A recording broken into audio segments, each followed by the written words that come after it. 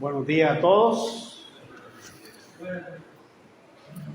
Damos las gracias al Señor por permitirnos estar otra vez acá.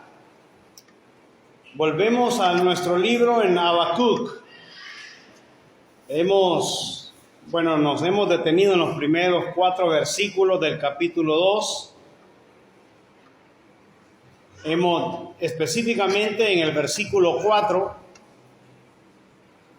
El domingo pasado estuvimos viendo este versículo que dice de esta manera: he aquí que aquel cuya alma no es recta se enorgullece, mas el justo por su fe vivirá. Estuvimos detenidos viendo acerca cómo Habacuc estaba esperando la respuesta del Señor cuando él le cuestionó que cómo él, siendo tan limpio de ojos, podía ver aquel inicuo para que pudiese ser instrumento para castigar al que era más justo que él todavía. Eso estuvimos observando, y la respuesta que el Señor le dio tiene que ver sobre la acción de este imperio de los caldeos, la acción que tiene el Señor o el plan que el Señor tiene para con ellos. Dice el versículo 3: aunque la visión tardará aún por un tiempo, mas se apresura hacia el fin y no mentirá. Aunque tardare, espéralo, porque sin duda vendrá, no tardará. El Señor lo que promete a Habacuc, o lo que declara a Habacuc realmente, es que tarde o temprano vendrá el castigo para esta nación.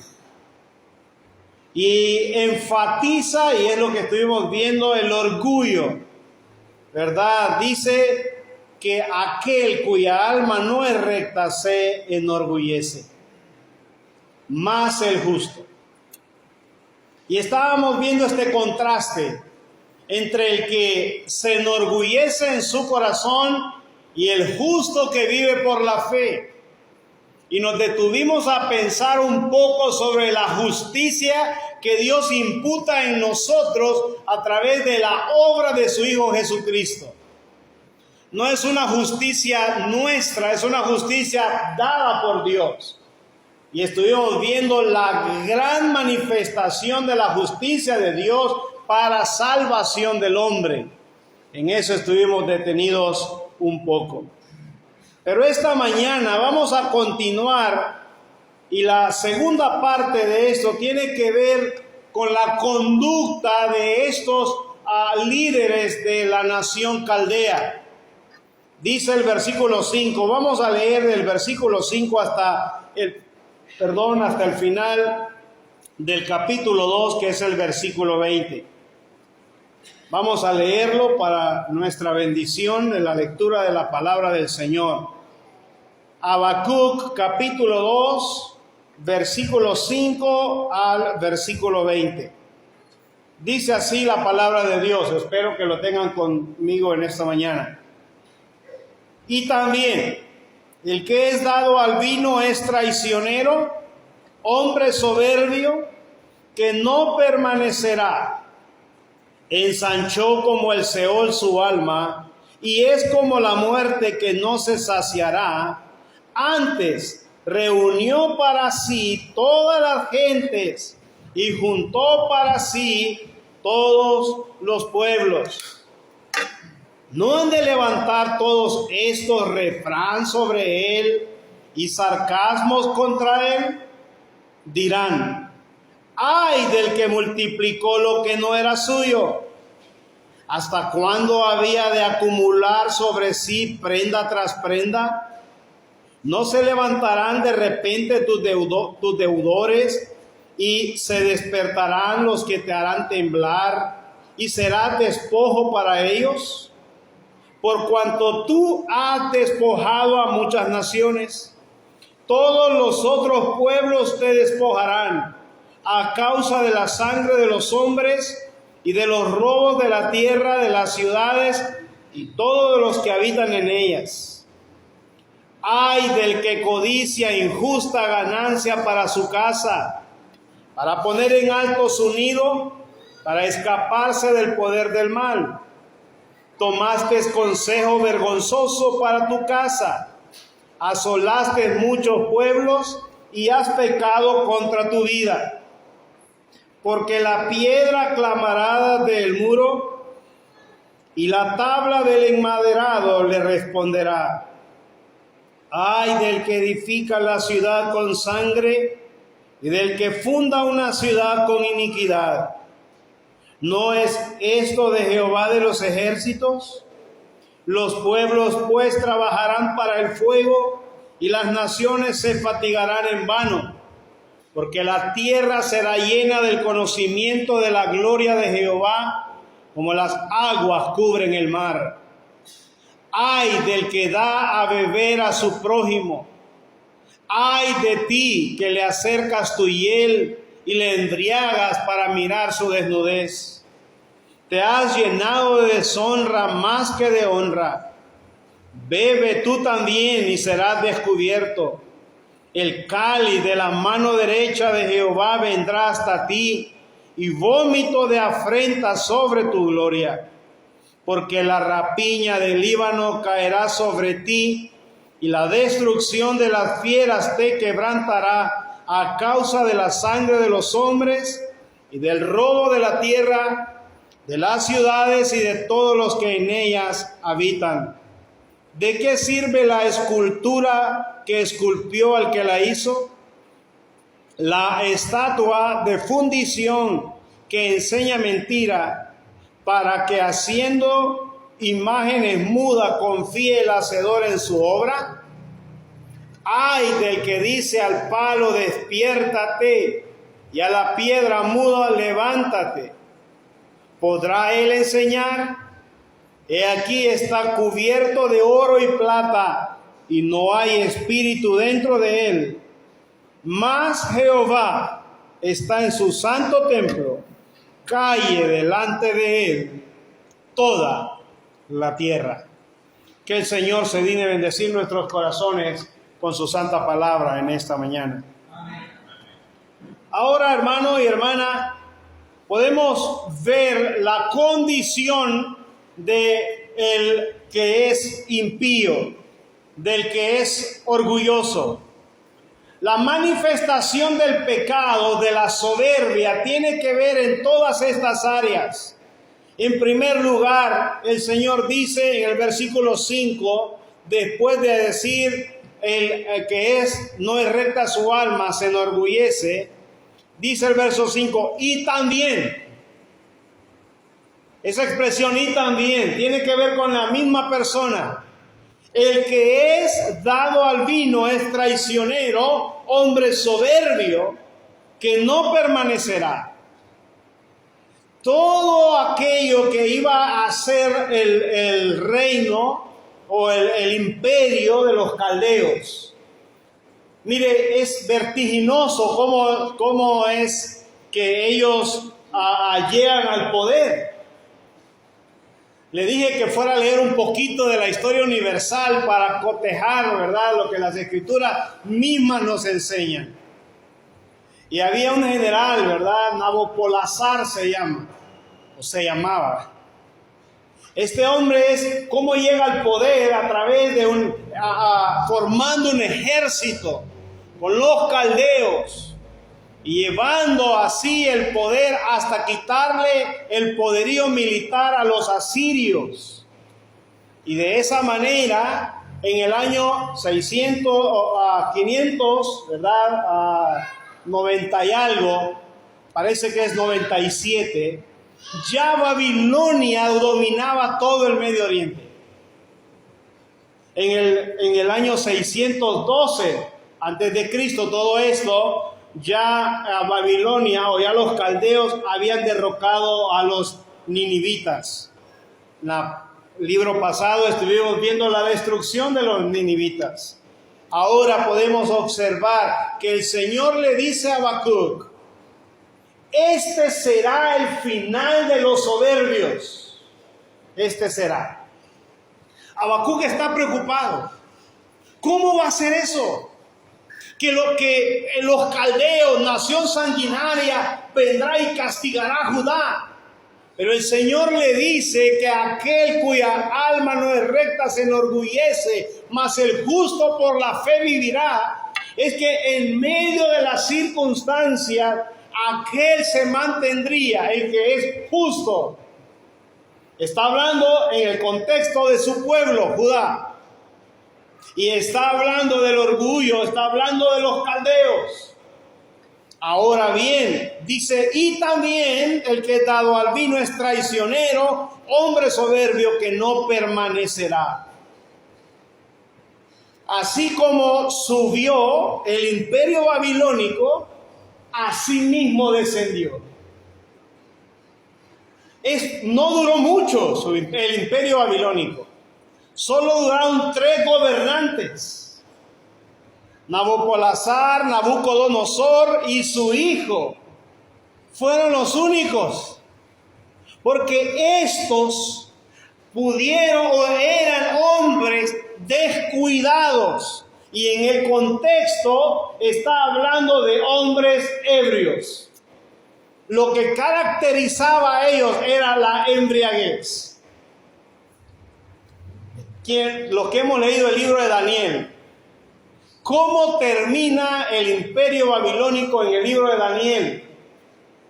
Con aquel rey, ¿verdad?, tomando vino en los vasos sagrados que su padre había traído de Jerusalén, él, sus concubinas, tomando vino. Así termina ahí en el libro de Daniel.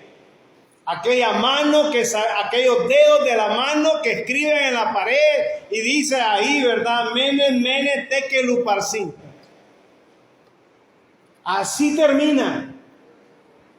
Porque esto es lo que el Señor está declarando. Dice que aquel que es dado al vino es traicionero, es hombre soberbio que no permanecerá. Yo estaba leyendo, ¿verdad?, Daniel, y estaba leyendo sobre este rey Belsasar, y está ahí, y dice que cuando el vino le alegró, mandó a traer los vasos sagrados. La soberbia reinaba en ellos.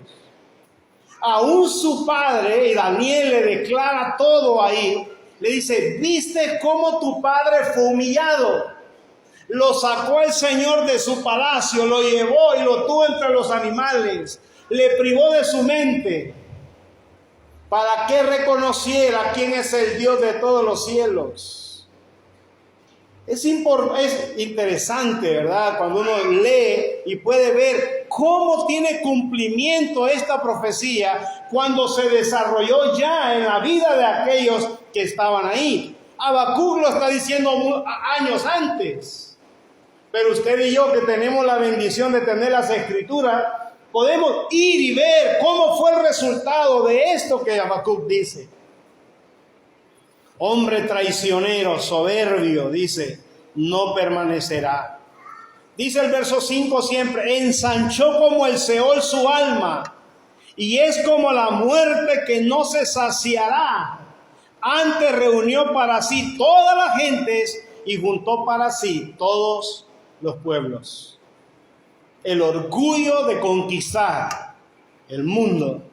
Mire, cuando uno puede leer la historia acerca de los grandes gobernantes o los emperadores, reyes, generales, hay algo que es característico en ellos y es la embriaguez.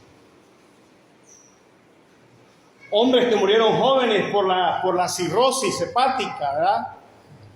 Hombres que estaban ahí todo el tiempo porque su corazón era de continuo al mal. Y eso caracteriza lo que hemos leído esta mañana acerca de lo que el Señor da, acerca de una vida licenciosa.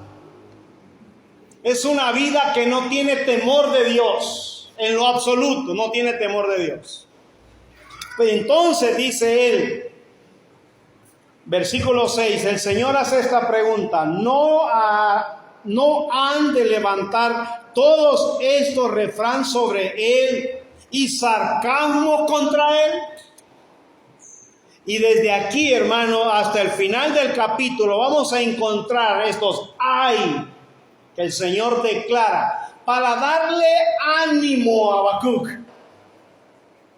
para darle ánimo que esa nación que va a castigar a Judá, esta nación también será castigada por su soberbia. Y eso es lo que caracteriza, volviéndolo a repetir. Dice el primer ay. Estamos en el versículo 6, ¿verdad? Espero que me sigan. A veces creo que los dejo atrás, ¿verdad? Que vuelvo acá y todos están solo viéndome. Versículo 6 dice, ay del que multiplicó lo que no era suyo. Y ahora dice, ¿y hasta cuándo había de acumular para sí prenda tras prenda? Ay del que multiplicó lo que no era suyo. El robo, característica de una persona que no tiene temor de Dios. En la acción de esta nación era su afán de entrar y llevarse todo. Y eso era lo característico. ¿Qué es lo que hizo Nabucodonosor? Cuando el general entró ahí a Judá, hablando ya de la historia de Israel en el segundo libro de los Reyes, lo primero que hizo, se llevó lo más especial de la nación. Se llevó dos cosas importantes. Se llevó la nobleza, se lo llevó. De los príncipes jóvenes, se lo llevó a todos. Los viejos los mató y los jóvenes se los llevó. Los más exquisitos de la nobleza se llevó. Todos los que entraron allá y que los vemos en el libro de Daniel y que vemos en el libro de Ezequiel, no eran hombres comunes. Eran hombres príncipes, hombres de la nobleza. ¿Verdad? Misael, Azarías, Daniel. Eran hombres que habían sido criados en la nobleza. Este hombre se los llevó. Se robaba lo mejor. Se robó lo mejor que había en el templo. Todos los utensilios de oro que se habían hecho para el culto en el templo que Salomón edificó, fueron llevados a Babilonia. Las otras naciones conquistaban y solo conquistaban la tierra y permanecían ahí y lo hacían tributo a ellos. Estos no, estos iban y se robaban lo mejor y se lo llevaban para su nación. Por eso es que cuando vemos el libro de Daniel, el Señor le pide que busque a estos jóvenes, porque Él sabe que se ha traído lo mejor. Ahora, dice aquí, ¿hasta cuándo había de acumular sobre sí prenda tras prenda? ¿No se levantarán de repente tus deudores y se despertarán los que te harán temblar y serás despojo para ellos? Por cuanto tú has despojado a muchas naciones. Versículo 8 estoy. Por cuanto tú has despojado a muchas naciones, todos los otros pueblos te despojarán a causa de la sangre de los hombres y de los robos de la tierra, de las ciudades y de todos los que habitan en ellas. La nación, los de los caldeos, fue invadida y fue atacada por los que él antes había ya puesto sobre su dominio. La historia nos declara que los medos y los persas fueron los que se levantaron y destruyeron el imperio babilónico. Cuando uno observa, y vuelvo a repetir, yo lo tengo en mi mente porque lo he leído, pero espero que usted también haya leído el libro de Daniel, ¿verdad? Cuando observa la imagen de Nabucodonosor en el sueño, la cabeza de oro era Babilonia. Pero luego observa todo lo que hay, de todo el pecho y todo lo que tenía que ver con aquello que era el imperio medo-persa. Daniel se lo declara muy bien, ya lo hemos leído. Creo que casi todos han leído Daniel o han oído algo de Daniel. Pero el imperio medo-persa, entonces ese imperio es el que absorbe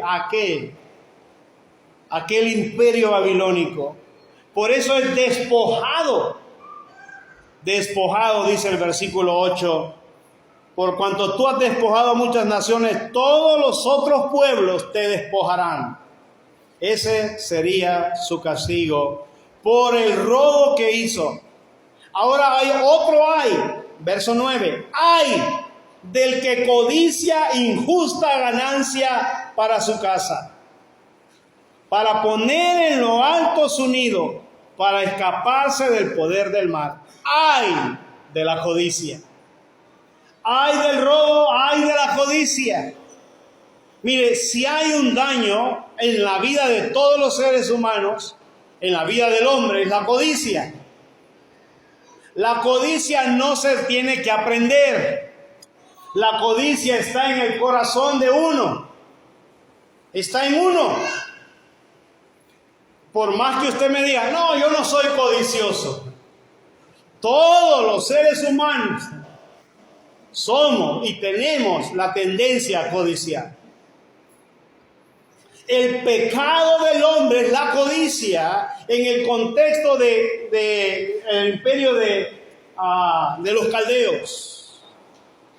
Pero veamos o recordemos un poco de aquel hombre que llegó a Jericó, ¿verdad? Acán. Y dice que lo que observó sus ojos, un lingote de oro, un manto babilónico, y lo codició. Lo codició. La codicia está en nuestros ojos porque del corazón sale la codicia. Hermanos, la codicia es la acción de poder tener aquello que no tenemos y deseamos de tal manera al punto de no importa la manera en que lo tengamos.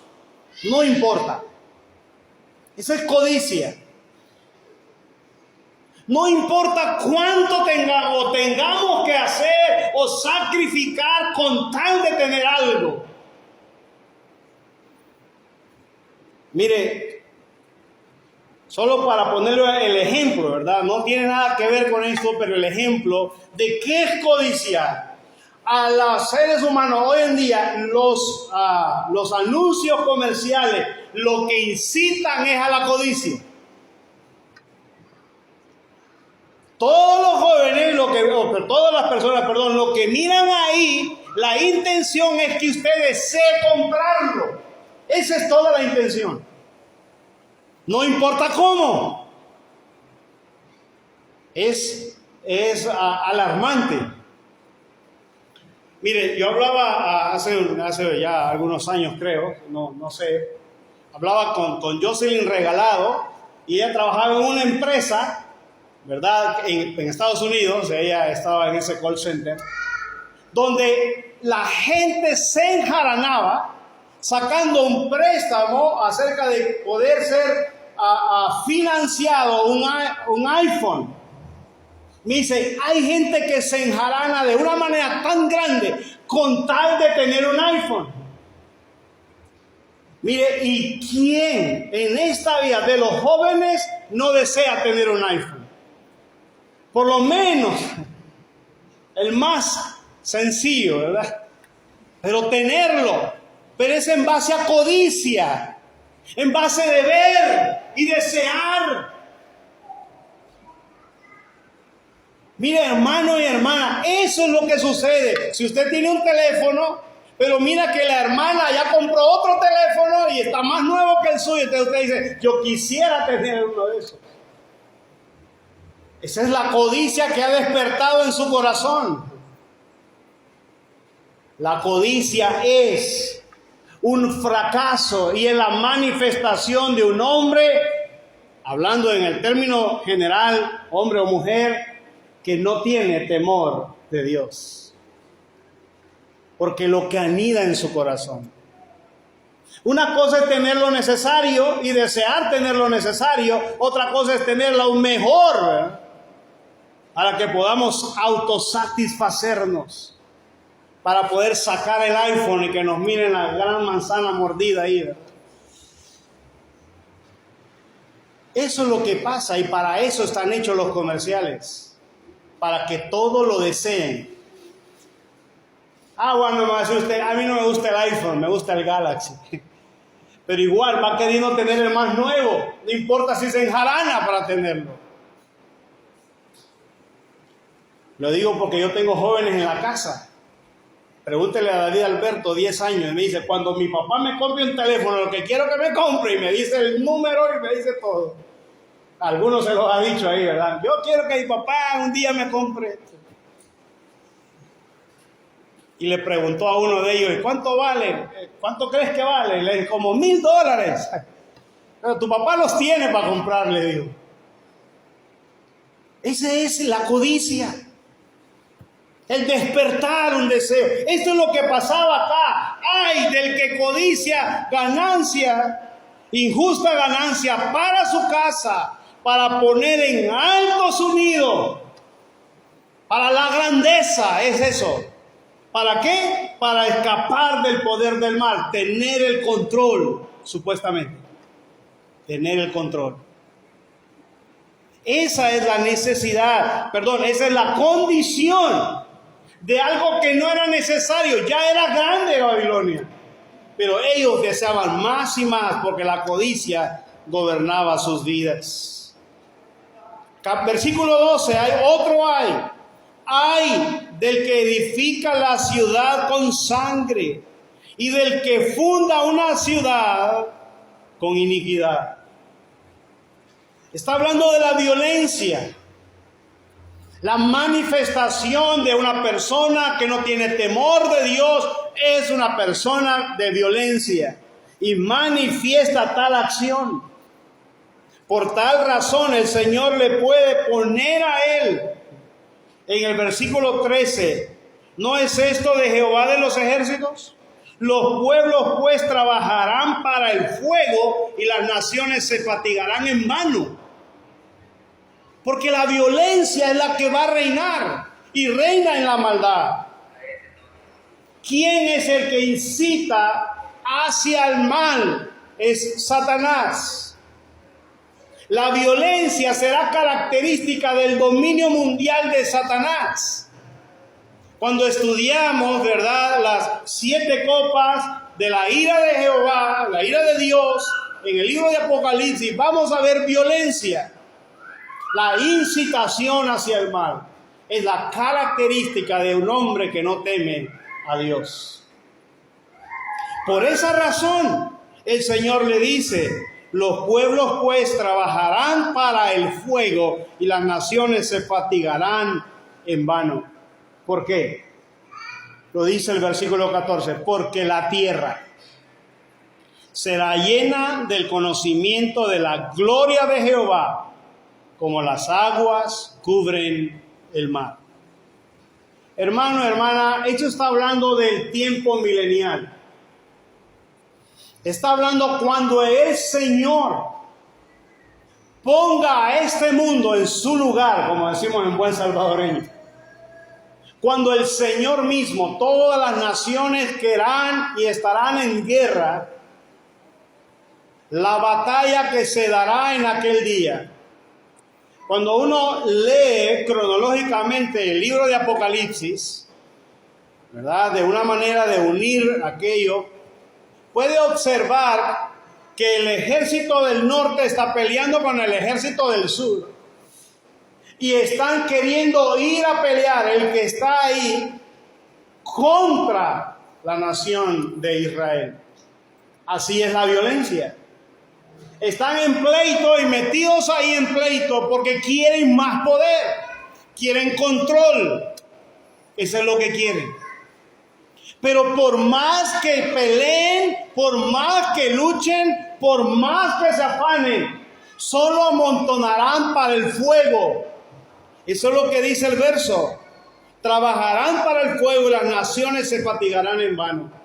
Porque no habrá una nación que gobernará todo el mundo. No lo habrá. Mire, en el mapa político actual, el poderío tiene que ver con lo económico y lo militar. El pleito se da en lo económico y militar. Viene la nación, ataca a una nación más pequeña. Viene Rusia, una nación grande, ataca a una nación más pequeña como Ucrania. Pero todo lo que tiene que ver con eso es que lo que quiere es poder, manifestar que tiene poder. Pero las demás naciones están observando. Mire, si fuese un país que no fuese Rusia, tiempo ha que las demás naciones se hubieran metido. Porque lo que manda es el poder militar en ese sentido. Lo mismo sucede al otro lado en el oriente, ¿verdad? China está gobernada por el poder económico. China cierra sus puertas y todo el mundo queda varado. Ellos tienen control. Ellos van y amenazan a la otra isla que tienen allá la par Taiwán, ¿verdad? Y están en pleito y nadie se mete. Mire, ese es el poder. Ninguno va a gobernar. Eso es lo que dice este verso. Sino que vendrá un día donde uno sí ha de gobernar, y es de Jehová. Dice el versículo 14, porque la tierra, estos solo trabajan, dice, o pelean para el fuego, para las naciones se fatigan en vano, porque la tierra, verso 14, será llena del conocimiento de la gloria de Jehová, como las aguas cubren la mar. Eso es lo que nos dice ya en el Nuevo Testamento. Este versículo es mencionado allá. Cuando la paz que Dios ofrece ha de reinar y gobernar, solo cuando Él lo haga. La gloria, dice acá, de Jehová, como las aguas cubren la mar. Esa palabra como, así como las aguas cubren el mar. La mayor parte de nuestro planeta se compone de agua salada. Eso es lo que más hay. Entonces, así será la gloria en este mundo de Jehová. Por más que el mundo quiera tener, por más que los Estados Unidos quiera gobernar el mundo, por más que allá en Europa Rusia quiera gobernar, por más que en el oriente China quiera gobernar, están luchando para el fuego nada más y en vano, porque quien ha de gobernar este mundo es el Señor. Eso enfatiza acerca del ay del que edifica ciudad con sangre. Pelea para el fuego nada más. Y es obvio que así lo va a llevar el Señor.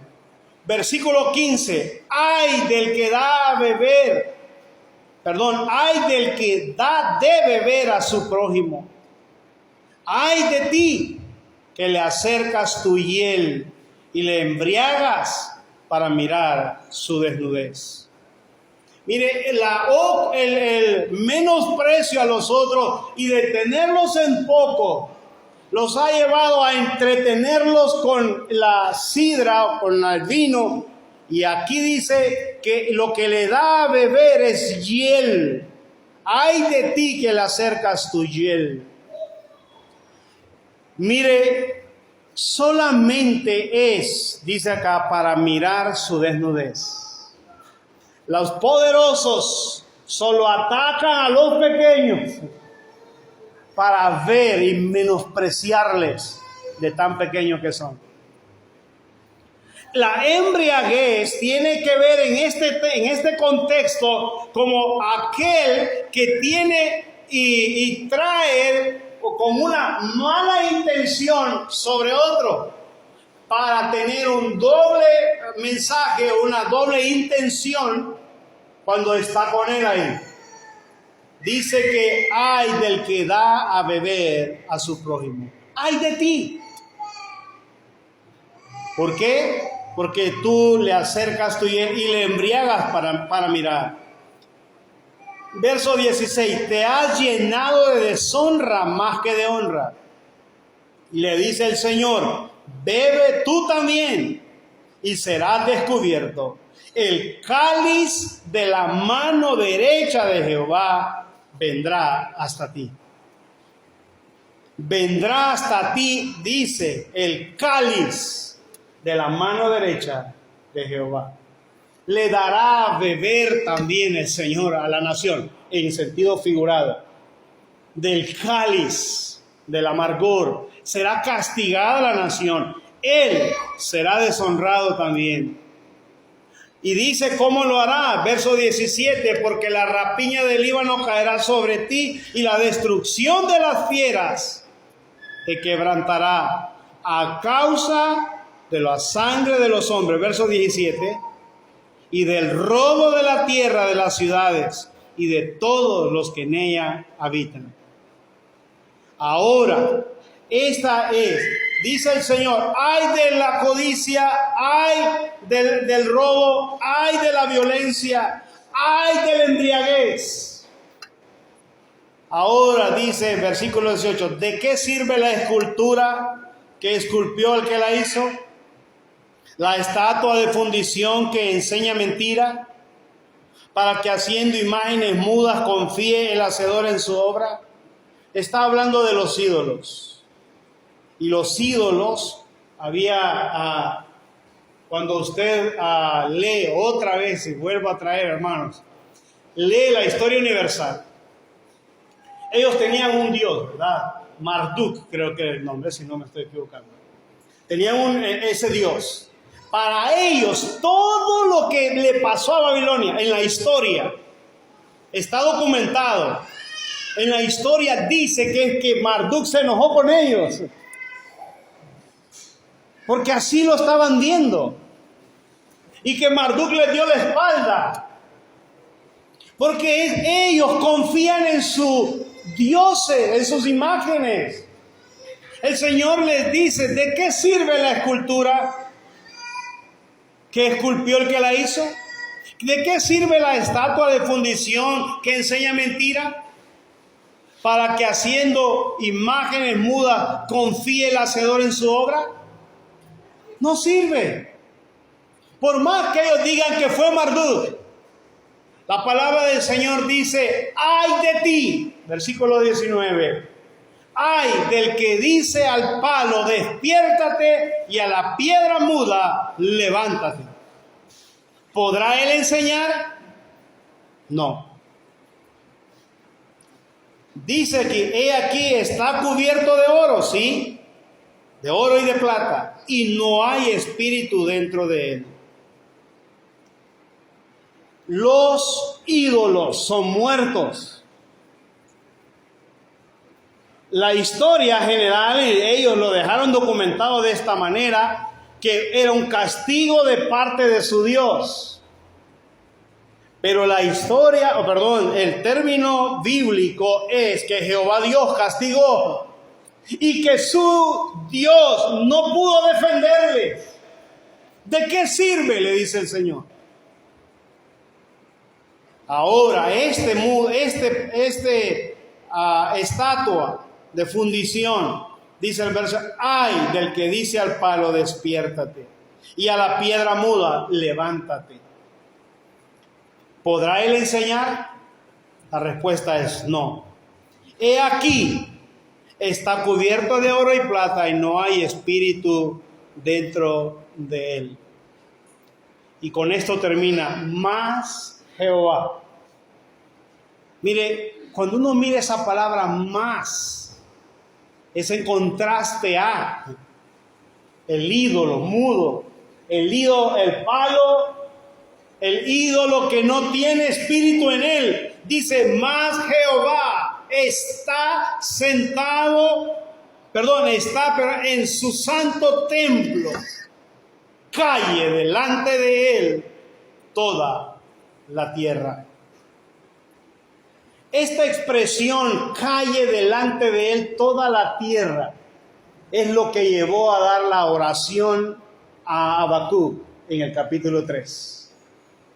Porque Habacuc pudo comprender que él no entendía.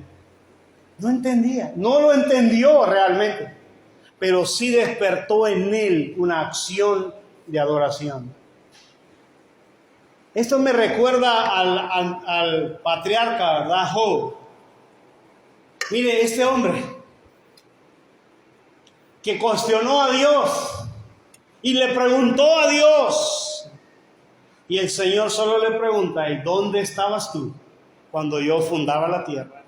¿Dónde estabas tú? ¿Podrás tú sacar a Leviatán? ¿Podrás tú subirte sobre el monte, amarrarlo y tenerlo para que coma pasto? ¿Podrás tú y podrás tú? Al final, Job tuvo que decir: yo hablaba lo que no entendía. Cosas demasiado grandes. Así termina este hombre llamado Habacuc. Él está diciéndole: Señor, ¿cómo puede ser? El Señor le dice: mira, esta nación será castigada. Todos van a levantar refrán: ¡ay de ti que codicias! ¡Ay de ti que infringes dolor y maldad, violencia! ¡Ay de ti que la embriaguez es tu tiempo, ¿verdad? O tu pasatiempo es la palabra que quiero. ¡Ay de ti que el pasatiempo es la embriaguez! ¡Ay de ti que al palo mudo le quiere decir despiértate! Despiértate, y a la piedra muda levántate. Mire, el Señor dice así: mas Jehová está en su santo templo. Calle delante de él toda la tierra. Tiene en dos aspectos que podemos ver este último versículo. En el primero de ellos es en el poder que Dios tiene, y es el gobierno absoluto de Dios de todas las cosas. Lo podemos observar que Él tiene control de todo lo que sucede. No hay nada que escape de nosotros. Solo el Señor tiene control. Pero también lo podemos ver en el futuro, cuando el Señor, a través del Mesías, se siente en el trono de David y esté ahí, en el lugar donde su nombre ha sido colocado, en la ciudad de Jerusalén, y será ahí donde el Señor dice: calle toda la tierra. Hermano, hermana, la vida de Habacuc no fue igual cuando él pudo comprender que el Señor tenía control de lo que estaba haciendo o iba a hacer con la nación de Judá. Para nosotros es más fácil que para Habacuc, hermanos. Para nosotros, porque podemos ver todo el espectro de la historia. Para Habacuc solo estaba en medio de la circunstancia adversa, y aún en medio de esa limitante que él tenía, él puede dar gracias a Dios. Y es ahí, hermano, donde le invito a que lea el capítulo 3 de manera detenida. Y si puede dividirlo usted, ¿verdad? Ahí, cómo este hombre puede orar a Dios después de que el Señor le declaró lo que iba o lo que va a hacer y lo que hizo ya. Mire, cuando el imperio babilónico cayó, todo tuvo sentido en la escritura del libro de Habacuc. Todo tuvo sentido. Mire, tuvo sentido hasta para el pueblo de Israel. Cuando Ciro, ¿verdad? Que eso lo vamos a ver después. Cuando Ciro conquista Babilonia y atrapa a todos ahí, y luego emite un edicto para que los judíos pudiesen regresar a su nación, entonces es entonces que la profecía que Dios había declarado a través de su siervo tenía cumplimiento parcial, porque el Señor volvía. Lo primero, y me voy a adelantar un poquito al estudio, lo primero que Ciro mandó hacer a estos hombres es restaurar el templo. Vayan y restauren el templo allá. No dice ahí el edicto, y pues digo, me estoy adelantando, pero si usted quiere aprovechar y adelantarse, lea los primeros 7 capítulos de Esdras. Mire, y dice que él le dijo, vayan y construyan el templo y sirvan a Jehová su Dios. Los muros de Jerusalén fueron reconstruidos 80 años después, porque lo primero que este hombre mandó a reconstruir era el culto a Dios, y ahí es donde vemos el trabajo de los profetas que vamos a ver después. Zacarías, ¿verdad? El profeta Zacarías y todo su trabajo con el profeta Ageo para reconstruir el culto a Jehová. Todo esto, amado hermano y hermana, para ver que el Señor tiene control de su pueblo, aún en el castigo. Habacuc no lo entendía. Hermano, hermana, cuando estemos siendo disciplinados por el Señor, debemos de examinarnos si hay en nosotros algo de estos hay que el Señor proclama. Porque pueda que nos esté castigando y nosotros aún en la soberbia no nos demos cuenta. No seremos destruidos, pero seremos pasados por dolor muchas veces. Hay que tener cuidado de cuál será nuestra reacción en medio del castigo, hermanos. Porque pueda que nuestros corazones se estén cerrando a la disciplina que el Señor está autoinfligiendo en nosotros. El consuelo que tenemos es que Él nos sacará adelante, aún en medio de la disciplina en nuestras vidas, del castigo. El castigo es para nuestra ayuda. El castigo para Babilonia era en respuesta a su actitud contra la nación de Judá. Pero el castigo para Judá era en necesidad de hacer entender quién es Jehová. Por eso fue castigado Judá, Israel, para que él viese quién es. Habacuc no lo entiende. No lo entendía y el Señor tiene que decirle, este será el castigo de la nación de Judá, pero el Señor también castigará a la nación de los caldeos. Así que, amados y amadas hermanas, que nuestras vidas se acerquen más al Señor en el temor de quién es Él. A veces queremos limitar a Dios y creer que Dios no castiga de esa manera a los creyentes. Yo he oído a creyentes decir, no, es que Dios no es tan malo así. Dios, a quien ama, castiga. Y disciplina a todo aquel que toma por hijo.